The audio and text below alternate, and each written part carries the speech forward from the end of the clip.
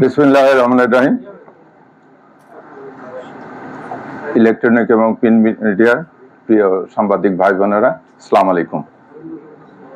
আপনারা অবগত আছেন যে গত 12ই ডিসেম্বর 2025 ইনকিলাব মঞ্চের মুখপাত্র আমাদের হাদি ভাইকে কিছু দুষ্কৃতিকারীরা গুলিবিদ্ধ করে।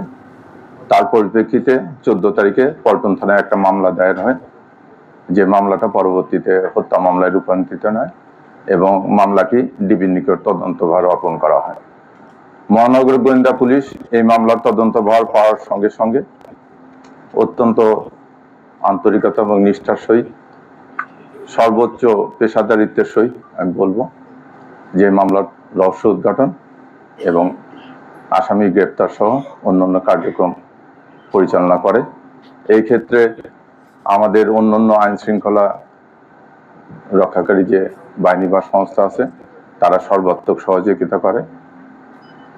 আমরা এই ঘটনার রহস্য উদ্ঘাটন করতে সক্ষম হই, পাশাপাশি ঘটনার সহিত সংশ্লিষ্ট আসামি গ্রেপ্তার করতে পারি, আলামত জব্দ করা হয়।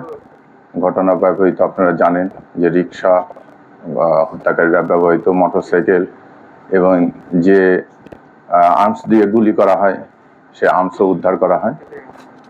এই মামলার তদন্ত ক্ষেত্রে এক্সপার্ট ওপিনিয়নের ক্ষেত্রে সিআইডি, তারপরে আসামি গ্রেপ্তারের ক্ষেত্রে র্যাব সহ অন্যান্য যে আইন শৃঙ্খলা রক্ষাকারী বাহিনী আছে তারা সর্বাত্মক সহযোগিতা করে।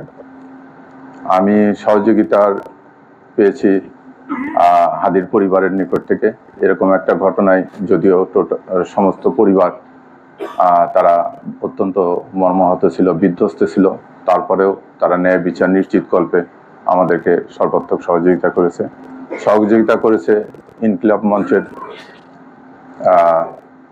মঞ্চের অন্যান্য যারা নেতা আছেন বা কর্মী আছেন তারা। দেশের আপামর জনসাধারণ আমি বলবো যে এই ঘটনা নিয়ে অত্যন্ত ছিল।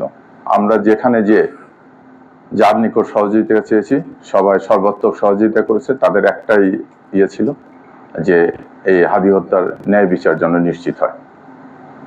আমি প্রিন্ট এবং ইলেকট্রনিক মিডিয়ার সাংবাদিক ভাইদের নিকটও কৃতজ্ঞ যে আপনারা বস্তুনিষ্ঠ সংবাদ পরিবেশনের মাধ্যমে আমাদেরকে অনেক তথ্য উপাত্ত দিয়েছেন, যার ফলে আমি এই সময়ের ভেতরে তদন্ত কাজ সম্পন্ন করতে পেরেছি।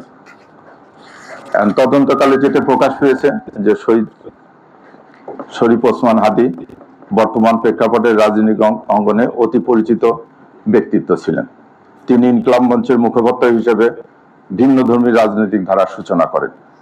বিভিন্ন সময়ে কার্যক্রম নিষিদ্ধ আওয়ামী লীগ ও নিষিদ্ধ ঘোষিত ছাত্রলীগ সংগঠনের বিগত দিনের কার্যকলাপ সম্পর্কে তিনি সভা সমাবেশ, ইলেকট্রনিক ও সোশ্যাল মিডিয়ায় বিভিন্ন রকম সমালোচনামূলক জোরালো বক্তব্য প্রদান করেন।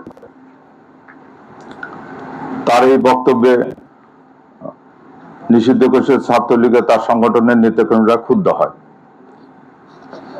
আপনারা জানেন ভিকটিমকে গুলি করা যার নাম পলাতক আসামি ফয়সাল করিম মাসুদ ওরফে রাহুল ওরফে দাউদ নিষিদ্ধ ঘোষিত ছাত্রলীগের রাজনীতির সাথে জড়িত ছিলেন।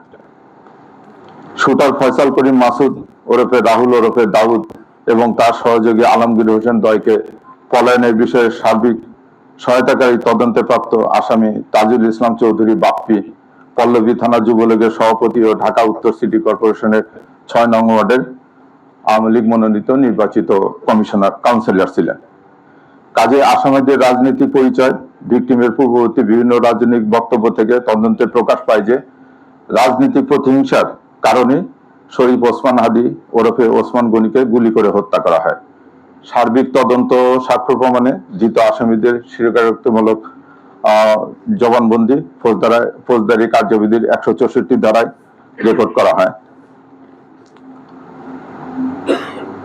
বিভিন্ন স্থান থেকে প্রাপ্ত সিসিটিভি ফুটেজ পর্যালোচনা করা হয়। অস্ত্রগুলির ফরেনসিক পরীক্ষার মতামত, মোবাইল ডিভাইস ও অন্যান্য ইলেকট্রনিক ডিভাইসের ফরেনসিক পরীক্ষার রিপোর্ট অনুসারে আসামিদের সম্পৃক্ত তদন্তগুলো প্রমাণিত হয় এজাহার নামীয় পলাতক আসামি ফয়সাল করিম মাসুদ ওরফে রাহুল ওরফে দাউদ এবং তদন্তপ্রাপ্ত আলমগীর, তাজুল ইসলাম চৌধুরী বাপ্পি, ফিলিপস খান, মুফতি মাহমুদ সহ মোট 17 জনের বিরুদ্ধে পেনাল কোডের 120-এর বি, 302, 201, 109 এবং 34 ধারায় অপরাধ প্রাথমিকভাবে প্রমাণিত হয়ে উল্লেখিত আসামিদের বিরুদ্ধে বর্ণিত ধারায় অভিযোগপত্র আজকে দাখিল করা হয়েছে।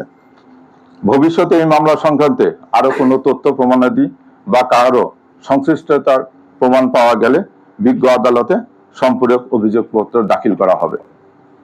ধন্যবাদ সবাইকে।